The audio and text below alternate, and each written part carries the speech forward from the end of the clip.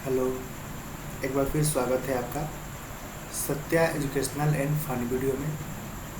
आइए आज हम बात करते हैं रेफरेंस टैब के बारे में। तो जैसा कि आप स्क्रीन पे देख रहे हैं, रेफरेंस टैब। रेफरेंस टैब में table of content, footnotes, citation and bibliography, caption, index and table of authorities दिया गया है। इन अलग अलग ग्रुपों में बांटा गया है, जिसमें सबसे फर्स्ट टेबल ऑफ कंटेंट में आते हैं। तो जैसे टेबल ऑफ कंटेंट तैयार करने के लिए जैसे कि आप कोई बुक्स होते हैं तो उस बुक्स में सबहेडिंग्स होते हैं जो विषय सूची होता है, तो जिसमें आप देखें टेबल ऑफ कंटेंट दिया रहता है कि किस पेज नंबर पे कौन सा चैप्टर है या किस पेज नंबर पे कौन सा हेडिंग है, कौन सा हेडिंग किस पेज नंबर पे है, ये सब कुछ शो करता है। इसके लिए टेबल ऑफ कंटेंट का यूज़ करते हैं। तो जैसे कि यहाँ हम आते हैं पेज के सबसे लास्ट में। अब आप देखेंगे कि जैसे ही हमने यहाँ क्लिक किया टेबल ऑफ कंटेंट पे, और हम टेबल ऑफ कंटेंट एक तैयार करना चाहते हैं कि इसमें कितने हेडिंग हमने लगा के रखा है। अपने इस डॉक्यूमेंट में जो भी हमने हेडिंग बनाया है वो टोटल हेडिंग शो करेगा कि किस पेज पे कौन सा हेडिंग है। तो आइए उसको देखते हैं। जैसे टेबल ऑफ कंटेंट 1 पे हम क्लिक किए,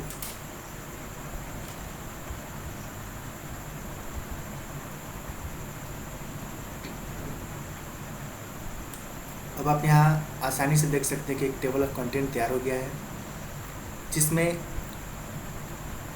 हेडिंग का नाम और पेज नंबर शो कर रहा है।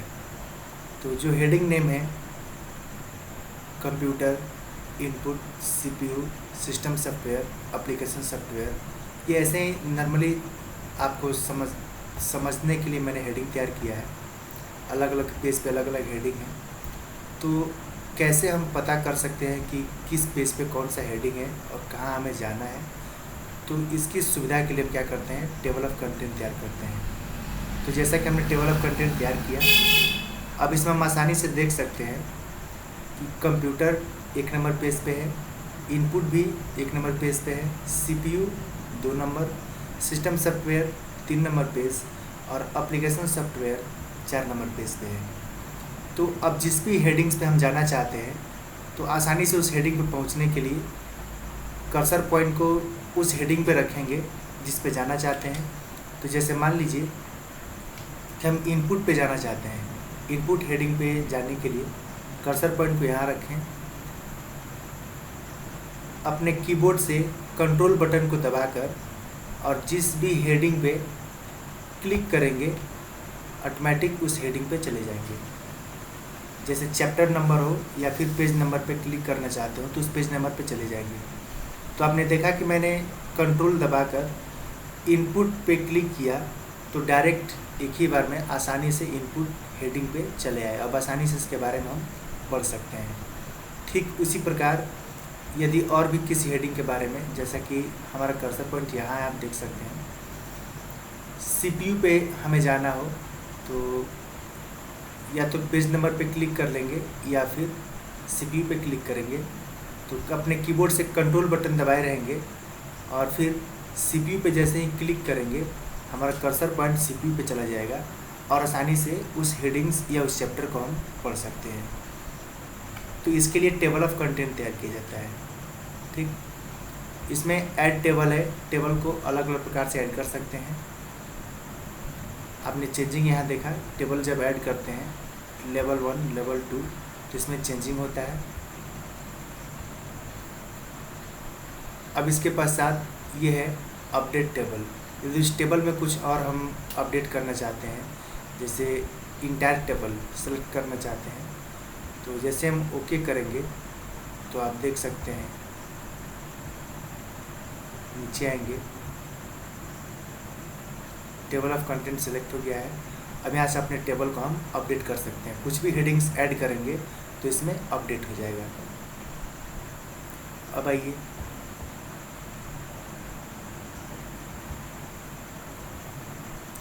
जैसे कि आपने देखा, हमने कंप्यूटर, फिर CPU,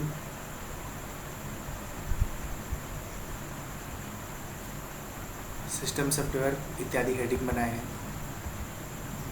अब आइए अब बात करते हैं इंसर्ट फुटनोट। तो फुटनोट क्या होता है? किसी पेज के बॉटम में फुटनोट तैयार करने के लिए, जैसे कि पेज के सबसे बॉटम में जहाँ हमारा टेक्स्ट समाप्त हो जाता है, तो वहाँ पे फुटनोट के रूप में हम कुछ लिखना चाहते हैं तो उसके बारे में लिख सकते हैं। जैसे कि हमने फुटनोट पे क्लिक किया तो आप देख सकते हैं कि इस पेज के लास्ट में फुटनोट तैयार हो गया है। अब यहाँ हम आसानी से लिख सकते हैं कि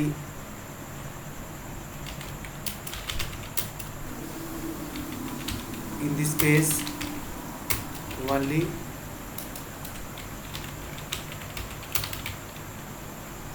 कंप्यूटर नॉलेज।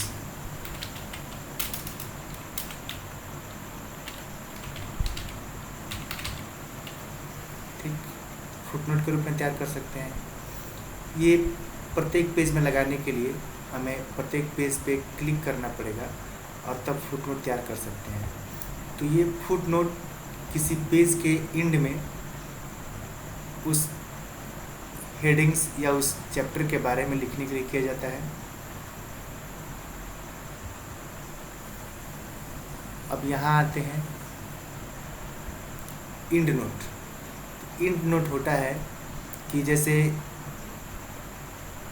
उस पूरे डॉक्यूमेंट के एंड में, जैसे कोई चैप्टर होता है तो एक फुटनोट तो हो गया कि प्रत्येक मतलब पेज के नीचे फुटनोट के रूप में कुछ लिख सकते हैं। और एंड नोट जैसे जो भी हमारे चैप्टर होते हैं तो चैप्टर के सबसे अंत में कुछ लिखा हुआ होता है। चैप्टर जहाँ समाप्त होता है तो उस पेज के एंड में लिखने के लिए एंड नोट का प्रयोग किया जाता है।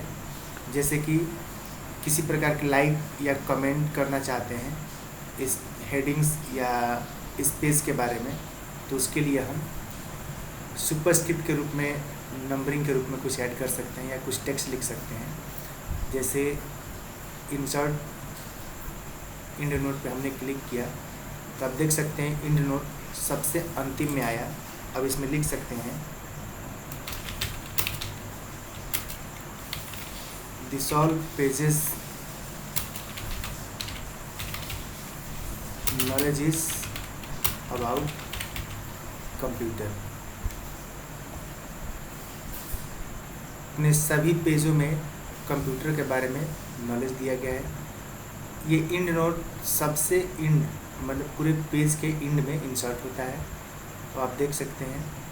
अब अलग अलग यदि आप फुटनोट तैयार करना चाहते हैं तो यहाँ पे आपने क्लिक किया, फुटनोट पे क्लिक किया, इस पेज में आ जाएंगे 2 नंबर फुटनोट पे। और यहाँ भी देख सकते हैं सिर्फ CPU के बारे में। ये सभी सिर्फ आपको समझने के लिए है। हेडिंग्स जो भी हमने लिखे हैं ये सब समझने के लिए है सिर्फ। तो ये हो गया इंसर्ट फुटनोट और एंड नोट। अब यहाँ आते हैं फुटनोट और एंड नोट पे। जैसे कि यहाँ करके प्रीवियस फुटनोट या एंड नोट पे जाना चाहते हैं, जैसे नेक्स्ट फुटनोट पे हम आना चाहते हैं तो यहाँ चले आए। फिर नेक्स्ट फुटनोट पे आना चाहते हैं, यहाँ चले आए, ये सब देखें। और प्रीवियस फुटनोट यहाँ चले आए फुटनोट के रूप में। अब आप यहाँ से देख सकते हैं कि यदि एंड नोट पे जाना चाहते हैं, फुटनोट पे जाना चाहते हैं तो वे देखिए एंड नोट पे क्लिक करके ओके करेंगे तो हमारा cursor point direct and note पे चला जाएगा। जहाँ जहाँ एंड नोट है वहाँ चला जाएगा। और फिर यदि हम क्लिक करके फुटनोट पे आना चाहते हैं तो जैसे ही क्लिक करेंगे हमारा कर्सर पॉइंट फुटनोट के पास चलाएगा जहाँ पे हम फुटनोट लगाए हैं। तो ये हो गया हमारा इंसर्ट फुटनोट और एंड नोट। अब आइए इंसर्ट सिटेशन। इंसर्ट सिटेशन क्या होता है? जैसे किसी बुक या आर्टिकल के बारे में या कुछ चीज़ आप लिख रहे हैं, कोई मटेरियल आप लिख रहे हैं और यदि आप उसको सेव करना चाहते हैं और चाहते हैं कि वो किसी पैराग्राफ या हेडिंग के रूप में उसे नोट कर दें, तो उसके लिए सिटेशन का प्रयोग होता है। जैसे हम सिटेशन पर क्लिक करके जैसे ही ऐड न्यू पे क्लिक करेंगे, तो ऐड न्यू पे क्लिक करने के बाद यहाँ आ जाएगा। अब आप यदि कोई बुक लिख रहे हो, जैसे बुक लिख रहे हो, कोई बुक का सेक्शन लिख रहे हो या कोई आर्टिकल लिख रहे हो, फिर कोई रिपोर्ट बना रहे हो या फिर कोई वेबसाइट तैयार कर रहे हो या जो कुछ भी हो, कुछ मूवी लिख रहे हो, कुछ भी जो कुछ भी आप लिखना चाहते हो, तो उसके लिए सिटेशन तैयार किया जाता है। जैसे कि मान लीजिए आपने बुक लिखा और बुक लिखने के बाद आप उसमें दिखाना चाहते हैं स्टार्टिंग में कि ऑथर, उस बुक का ऑथर कौन है। तो जैसे एज एग्जांपल मान लीजिए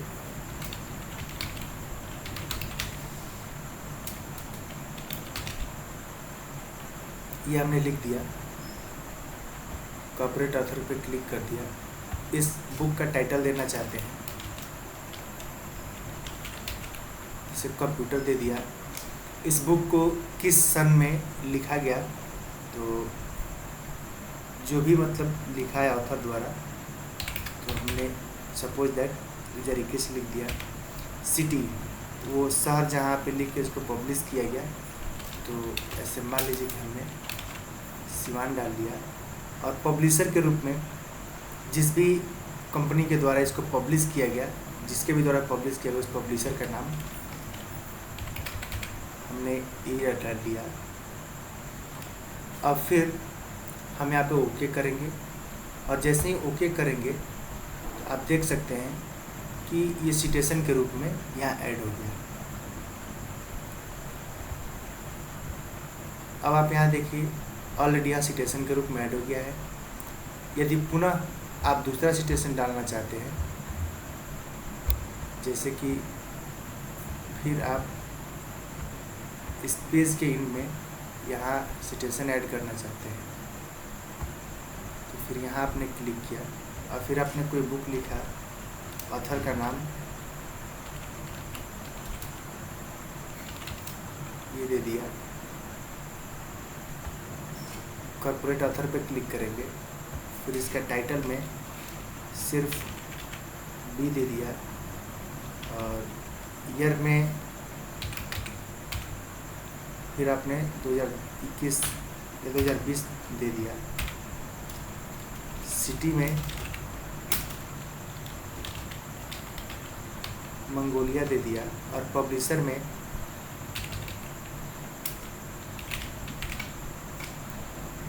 सिर्फ आपको एग्जांपल के तौर पर समझने के लिए हमने टाइप किया, तो पब्लिशर में हमने डेस्टिनी दे दिया। अब फिर यदि यहाँ ओके करते हैं, तो जैसे ही ओके करेंगे ये सिटेशन यहाँ पे तैयार हो जाएगा। तो इसके लिए इंसर्ट सिटेशन का प्रयोग किया जाता है। अब मैनेज सोर्स के द्वारा आपने देखा कि मैंने जितने भी सिटेशन तैयार किया, सब कुछ पहले से हमारे सोर्सेस अवेलेबल में मास्टर लिस्ट में और करंट लिस्ट में ऐड है। तो जैसे कि मास्टर लिस्ट में आज तक जो भी मैंने सिटेशन तैयार किया सारे सिटेशंस हैं, और करंट लिस्ट में है कि यानी करंट में हमने अभी फ़िलहाल यही 2 सिटेशन ऐड किया है। अब यदि इसे हम डिलीट करना चाहते हैं तो इसे आसानी से डिलीट भी कर सकते हैं। जैसे यहाँ ये देखते हैं, यहाँ से हमने इसको हटा लिया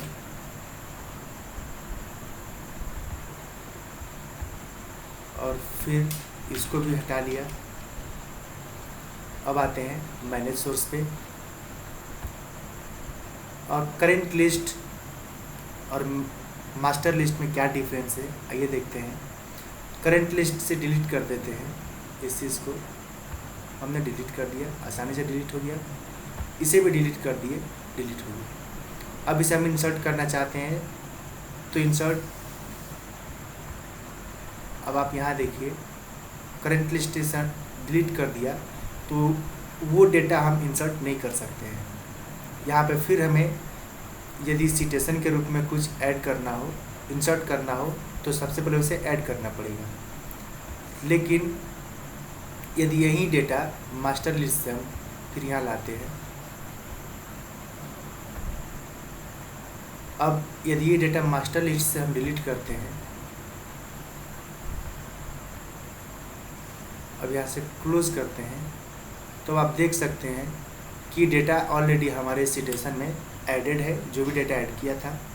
यानी मास्टर लिस्ट से डिलीट करने के बाद भी सिटेशन से डिलीट नहीं होता है।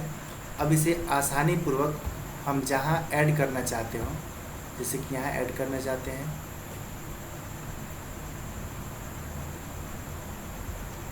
तो यहाँ क्लिक करेंगे और इसे इंटर दबा देंगे, ऐड हो जाएगा।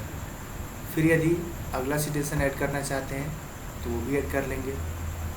लेकिन जैसे ही इस मास्टर लिस्ट से हम डिलीट कर देते हैं, जैसे इसको ले लिए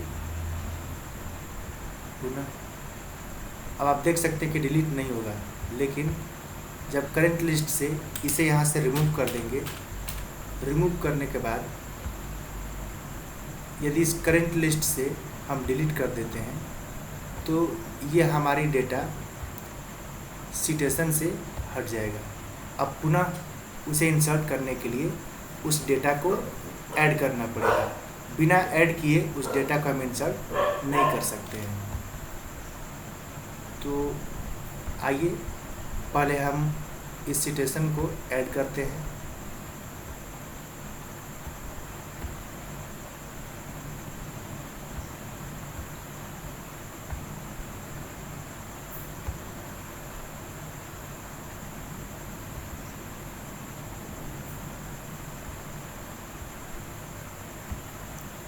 तो जैसे कि हमने इस सिटेशन को ऐड कर दिया, मैंने सोर्स पे जान लिए कि मास्टर लिस्ट होता है करंट लिस्ट, जिसमें करंट लिस्ट से अगर रिमूव कर देते हैं तो ये फिर हम इंसर्ट नहीं कर सकते हैं, और यदि मास्टर लिस्ट से डिलीट कर देते हैं तो भी हम इसे इंसर्ट कर सकते हैं।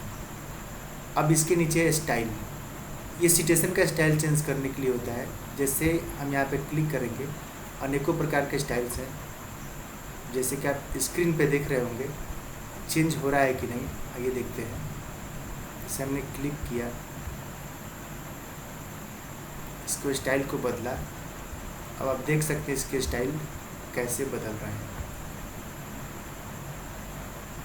देख रहे हैं अलग अलग प्रकार के स्टाइल्स हैं। जैसे जैसे हम क्लिक करेंगे इसका स्टाइल बदलता जाएगा सिटेशन के रूप में। बीच में इतनी दूरी आ गई, कॉमा आ गया, ट्रिगरियन करते हैं, बिल्कुल ऐसे आ गया। मतलब अलग अलग प्रकार के स्टाइल्स इसके हम बदल सकते हैं। कॉमा आ गया तो इसके लिए स्टाइल का प्रयोग होता है। अब यहाँ थे बाइब्लियोग्राफी, जैसे जो भी हम सिटेशन ऐड करके रखे हैं और यदि उस सिटेशन को इंसर्ट करना चाहते हैं तो बाइब्लियोग्राफी का प्रयोग करते हैं। बाइब्लियोग्राफी के द्वारा या रेफरेंसेस वर्क सिटीज जो भी है, हमने ऑटोमेटिक यहाँ इंसर्ट करना चाहते हैं तो बाइब्लियोग्राफी पे क्लिक करके आप देख सकते हैं कि ऑटोमेटिक जितने भी सिटेशन आपने ऐड किया था वो यहाँ पे इंसर्ट हो गया है। पुनः यदि आप यहाँ ऐड करना चाहते हैं बाइब्लियोग्राफी पे रेफरेंसेस के रूप में, तब आप देख सकते हैं रेफरेंस में भी ऐड हो गया है। तो ये बाइब्लियोग्राफी के द्वारा हम इंसर्ट कर सकते हैं। अब आइए अब जानते हैं कैप्शन। कैप्शन क्या होता है? जैसे कि इंसर्ट कैप्शन, आप जब किसी बुक में देखते हैं कि पिक्चर को इंसर्ट रहता है और उस पिक्चर के नीचे उस पिक्चर का नाम रहता है, जैसे इस पिक्चर का नाम क्या है, इस पिक्चर में क्या दिखाया गया है, तो उसके लिए कैप्शन का प्रयोग करते हैं। तो आइए सबसे पहले हम कोई पिक्चर ऐड करते हैं। एज एग्जांपल यूँ समझ लीजिए कि हमने यहाँ इंसर्ट कर दिया पिक्चर के रूप में।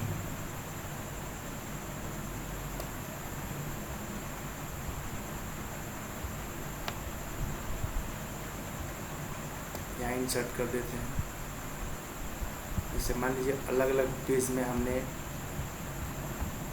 अलग अलग पिक्चर इंसर्ट किया।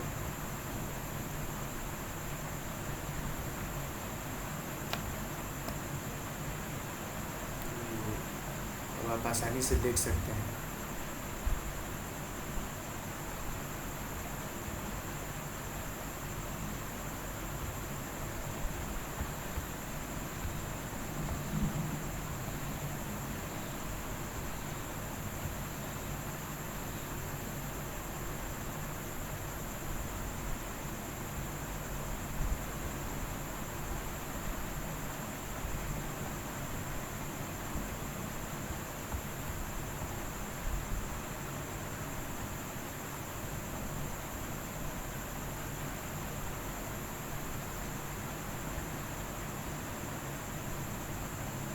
तो जैसे कि आपने देखा, हमने अलग अलग पेज में अलग अलग प्रकार के पिक्चर को ऐड कर दिया।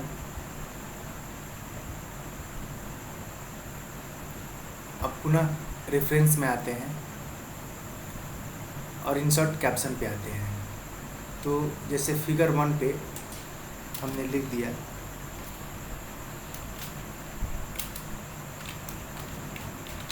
सिंपल।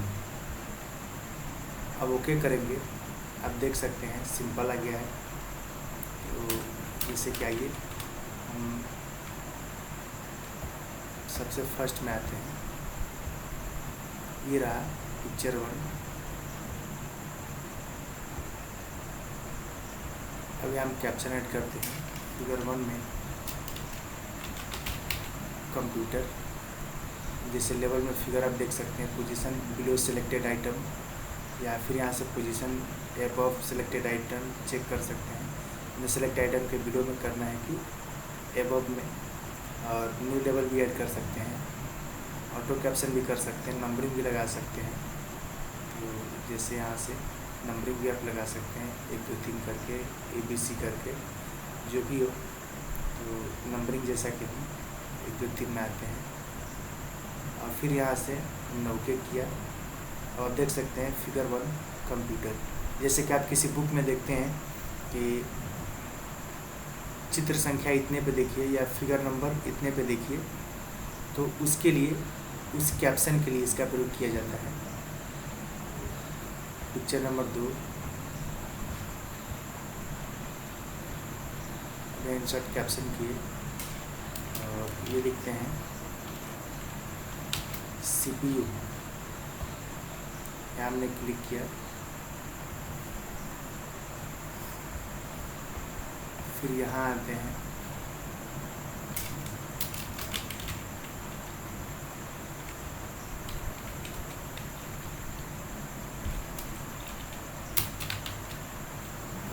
स्माइल फेस पे क्लिक किया। स्माइल फेस, इसे आसानी से हम पहचान सकते हैं कि हमने कौन कौन से फ़ोटो किस किस पेज नंबर पे लगाया है। आइए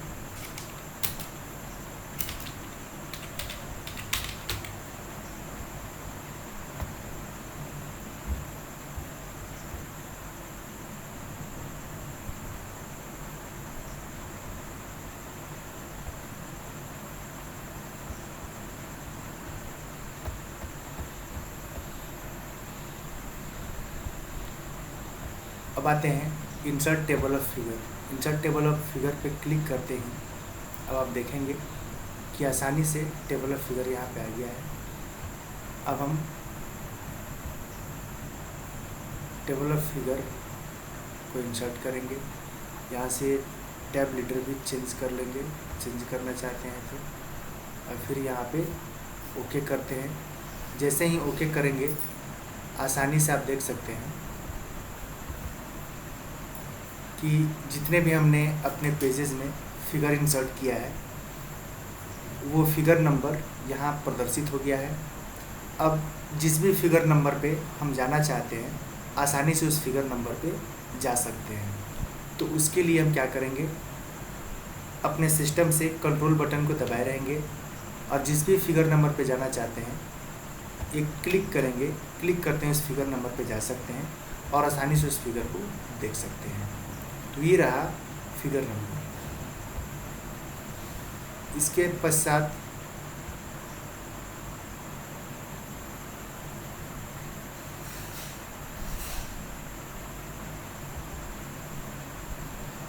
अब आते हैं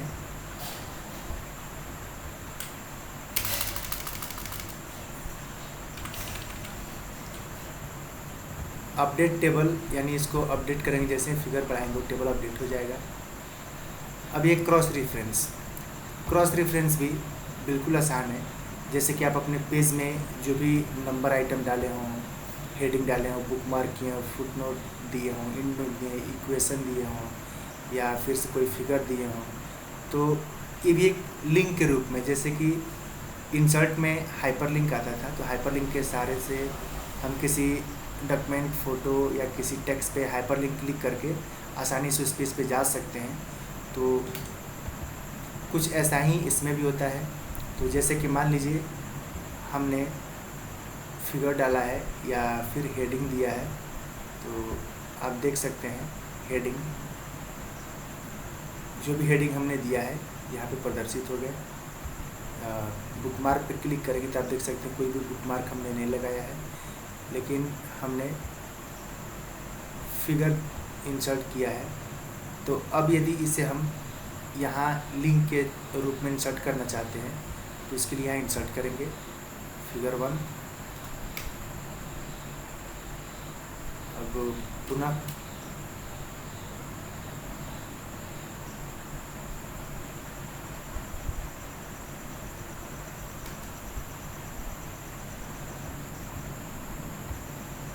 जो भी हमने फिगर दिया था यहाँ क्लिक कर लेंगे और यहाँ से क्लोज कर लेंगे।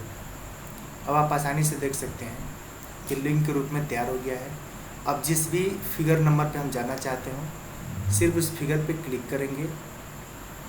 जैसे कि इंट्रोगेशन पे हम जाना चाहते हैं, तो अपने सिस्टम से कंट्रोल बटन दबाए रहेंगे और इंट्रोगेशन पे जैसे ही क्लिक करेंगे तो फिगर नंबर 4 में जो इंट्रोगेशन है उस पर हम चले जाएंगे।